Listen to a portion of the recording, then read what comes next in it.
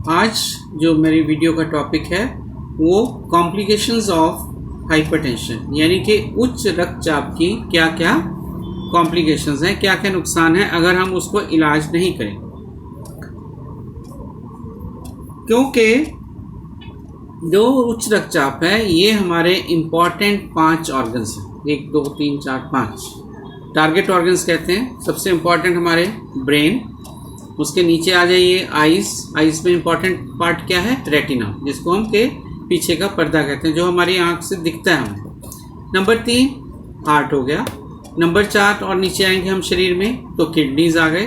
और लास्ट में हमारी खून की जो धमनियां हैं, आर्टरीज हैं, जो लोअर लिम्स की होती हैं, उनमें भी कहीं रुकावट आ जाती है, उसको हम पेरिफेरल वास्कुलर डिजीज कहते हैं। तो ये 5 टारगेट ऑर्गन्स जो हैं वो अगर हम उच्च रक्तचाप का ट्रीटमेंट ढंग से नहीं करेंगे या प्रॉपर कंट्रोल नहीं रखेंगे उच्च रक्तचाप को, तो इनमें से कोई भी कॉम्प्लिकेशन हमारे शरीर में पैदा हो सकती है। तो स्टार्टिंग फ्रॉम ब्रेन, टाइम ना खराब करते हुए मैं बताऊंगा, ब्रेन में सबसे इंपॉर्टेंट कॉम्प्लिकेशन क्या है, स्ट्रोक। स्ट्रोक का मतलब होता है कि ब्रेन में या तो खून का जमना, या खून लीक हो जाना, या खून का कतरा वहाँ पे रुक जाना, या फिर ब्रेन में जो मेम्ब्रेन्स होती हैं बाहर, उसको सब एरेक्नोइड हेमरेज कहते हैं, उसमें खून का रिसाव हो जाना। तो ये 4-5 कंडीशंस हैं जिनको मिला के हम स्ट्रोक कहते हैं। इस स्ट्रोक की वजह से क्या होता है कि पेशेंट को पैरालिसिस हो जाता है। पैरालिसिस में क्या होता है, अधरंग जिसको हम कहते हैं, आधा हिस्सा शरीर का जा सकता है, आँख की रोशनी जा सकती है, कान का सुनना जा सकता है, आवाज़ हमारी चली जाती है, स्पीच। तो ये सब चीज़ें ब्रेन अगर अफेक्ट हो जाता है बिकॉज ऑफ ब्लड प्रेशर, उच्च रक्तचाप की वजह से, तो इन सब का उपचार जो है बहुत ही अच्छा उपचार अवेलेबल नहीं है, क्योंकि इसमें जो रिकवरी रेट है बहुत कम है, 10 12 15% है, वो भी टोटल रिकवरी नहीं होती। क्योंकि हमारा समय इस चीज़ में ख़राब हो जाता है कि हम ये सोच रहे हैं कि हम देसी डॉक्टर के पास जाएं, यहाँ से टीका लगवा लें, वहाँ से टीका लगवा लें, और हम जो समय, असली समय जो हमारा न्यूरोसर्जन या न्यूरोलॉजिस्ट के पास जाने का होता है, वो समय हम इस चीज़ में ख़राब कर देते हैं। इसलिए हमारे मरीज़ जो हैं ठीक नहीं हो पाते। और उच्च रक्तचाप के लिए हमें समय की बहुत पाबंदी है कि पहले 4 घंटे में हमें पहुंचना होता है न्यूरोलॉजिस्ट या न्यूरोसर्जन के पास या बड़े हॉस्पिटल।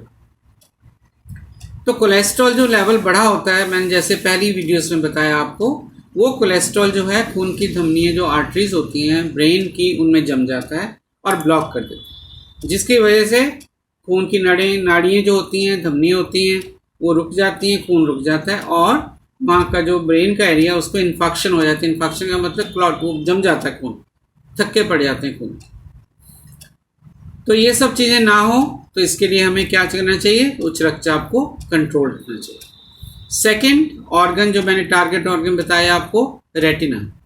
रेटिना हमारी बहुत इंपॉर्टेंट ऑर्गन है बॉडी का। आइज जो है, भगवान ने हमें 2 आंखें दी हैं, परंतु हमें हर चीज़ को बिल्कुल संभाल के चलना।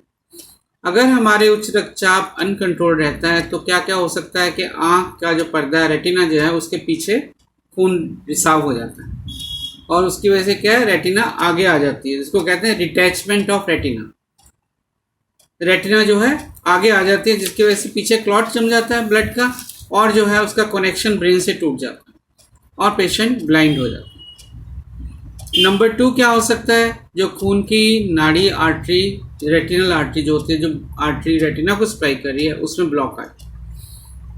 नंबर 3 जो है वेन, जो है रेटिनल वेन, वो भी ब्लॉक हो सकता है। तो ये सब चीज़ें बिकॉज ऑफ अनकंट्रोल्ड उच्च रक्तचाप से हो सकती है, और ये अल्टीमेटली ब्लाइंडनेस पैदा करती है।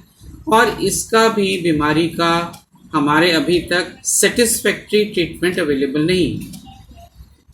कोशिश होती है पीजीआई में, ऑल इंडिया में बड़े बड़े सेंटर्स हैं, वहाँ पे ट्राई करते हैं, बट कितने % अचीवमेंट होती है ये कहना बड़ा मुश्किल है। तो इन सब चीज़ों से बचने के लिए हमें उच्च रक्तचाप को कंट्रोल रखना चाहिए। नंबर 3 टारगेट ऑर्गन बहुत इंपॉर्टेंट, हार्ट। तो हार्ट में क्या होता है, जैसे मैंने बताया, हाइपरटेंशन या उच्च रक्तचाप के मरीजों में एथेरोस्क्लेरोसिस होती है, कोलेस्ट्रॉल जम जाता है। तो खून की आर्टरीज ब्लॉक होती हैं। जैसे मैंने मॉडल में बताया, अब भी बता देता हूँ आपको कि ये मॉडल में ये दिखाया जा रहा है कि ये खून की नाड़ियों में ये कोलेस्ट्रॉल जम गया। तो ये जो कोलेस्ट्रॉल है जब जम जाता है तो खून की नाड़ी को टोटली ब्लॉक कर देता है। जैसे इसमें ब्लॉक कर रखा है, इसने ब्लॉक कर दिया बिल्कुल। तो ये ब्लॉक होने से क्या है, यहाँ की हार्ट की सप्लाई जो है टोटली कट ऑफ हो जाती है।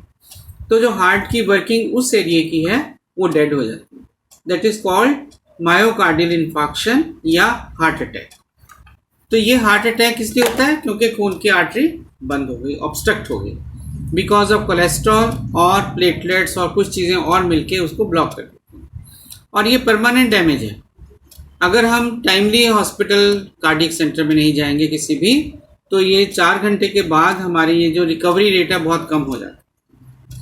तो एक तो ये हो सकता है हार्ट अटैक। नंबर 2, अगर ब्लॉकेज पार्शियल ब्लॉकेज है तो पेशेंट को जैसे कोई थोड़ा सा भी एक्सर्शन का काम करेगा, जोर का काम करेगा, तो वो क्या होता है कि उसमें एंजाइना हो जाती है। पेशेंट को यहाँ पे छाती में दर्द होता है आगे वाले हिस्से, उसको हम एंजाइना कहते हैं।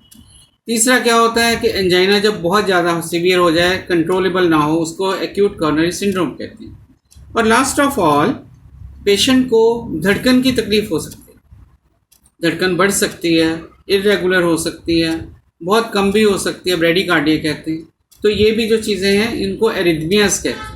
तो ये सब चीज़ें because of involvement of heart due to उच्च रक्तचाप हो सकती है। तो इन सब से बचाव के लिए भी हमें उच्च रक्तचाप को प्रॉपर ढंग से कंट्रोल करना और बिल्कुल नॉमिनल उसमें रखना, नॉर्मल वैल्यूज। उसके बाद हमें नेक्स्ट ऑर्गन, जैसे मैंने बताया, किडनीज। 2 किडनी दे रखे हैं हमारे को भगवान ने। अगर हमारा बीपी कंट्रोल नहीं होता तो किडनी की आर्टरीज में भी जैसे हार्ट में होता है एथेरोस्क्लेरोसिस होती है, कोलेस्ट्रॉल डिपॉजिट होती है, खून की सप्लाई कम हो जाती है आर्टरीज की, और आर्टरीज खून की सप्लाई कम होने से किडनीज का साइज छोटा हो जाता है और उनकी फंक्शनिंग गलत हो जाती है। That is called chronic kidney disease, CKD। उसमें क्या होता है, पेशेंट का ब्लड यूरिया क्रिएटिनिन बढ़ने लग जाता है, पैरों पे स्वेलिंग आ जाती है, खून कम हो जाता है और हार्ट फेलियर में पेशेंट चला जाता है, ब्रेन इन्वॉल्वमेंट हो जाती है लॉन्ग पीरियड। ऐसे पेशेंट को हमें डायलिसिस करवाना पड़ता है पेशेंट का, और वो अल्टीमेटली या तो किडनी ट्रांसप्लांट कराओ या फिर बचाना बड़ा मुश्किल।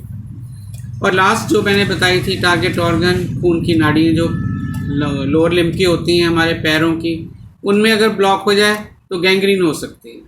वो एरिया जो हमारा ब्लड की सप्लाई ना मिलने से डेड हो जाता है। तो ये 5 जो टारगेट ऑर्गन्स हैं, ये 5 टारगेट ऑर्गन्स हमारे बचाए जा सकते हैं अगर हम एक काम करें कि हम उच्च रक्तचाप को बिल्कुल अच्छे ढंग से और सोच के कंट्रोल करें कि हमें इसको बढ़ने नहीं देना, 130-80 के लेवल पे ही रखना है। और आपको और भी बहुत सारे लोग मिलेंगे, सुनी सुनाई बातें आप कहोगे कि जो फलाना ये कह रहा है कि मेरे को उससे ठीक हो गया, वो चीज़ खाने से ठीक हो गया। हम आपको बिल्कुल साइंटिफिक रैशनल बेसिस पे आपको हमारे जो फिजिशियंस बताते हैं, जो हमारी स्टडीज़ हुई हैं, टेस्टेड हैं, आप उनको लेके चलिए और इधर उधर की बातों पर विश्वास कम से कम करिए। तो मेरा ये कैरी होम मैसेज पूरी टॉक्स का, जो अब तक मैंने हाइपरटेंशन अवेयरनेस टॉक्स करी हैं, उनका यही है कि हम पहले तो अपनी बीमारी यानी कि उच्च रक्तचाप को पहचानें, कि डॉक्टर ने जैसे हमें बताया देखते हुए कि आपको बीपी ज़्यादा रहता है, उसको पहचानें और उसको मानें, समझें कि भाई हाँ मेरे को है ये। नंबर 2, उसके लिए जो आपको डॉक्टर ने रेगुलर मेडिसिन एडवाइस करी है, जो टेस्ट एडवाइस करे हैं, उनको आप उनके गाइडेंस में, डायरेक्शंस में आप उनको करवाएं और लें। और नंबर 3, जैसे आपके फिजिशियन आपको समय समय पर बुलाते हैं कि 1 महीने बाद आना है, 2 महीने बाद आना है, ये टेस्ट करवाना है, उनके हिसाब से आप अपने आप को उनके हिसाब से चलते रहिए, करवाते रहिए। तो आपकी जो लाइफ है वो इजी रहेगी, आपकी लाइफ में कॉम्प्लिकेशंस कम से कम आएंगी और आप अपना जीवन सुखी और समृद्धि से बिता सकते हो। आपके परिवार में भी खुशी रहेगी, क्योंकि आप खुश रहोगे तो आपका परिवार भी खुश रहेगा। तो इन सब चीज़ों के साथ मैं अपनी हाइपरटेंशन अवेयरनेस टॉक की जो सीरीज़ है उसको यही समाप्त करता हूँ। धन्यवाद।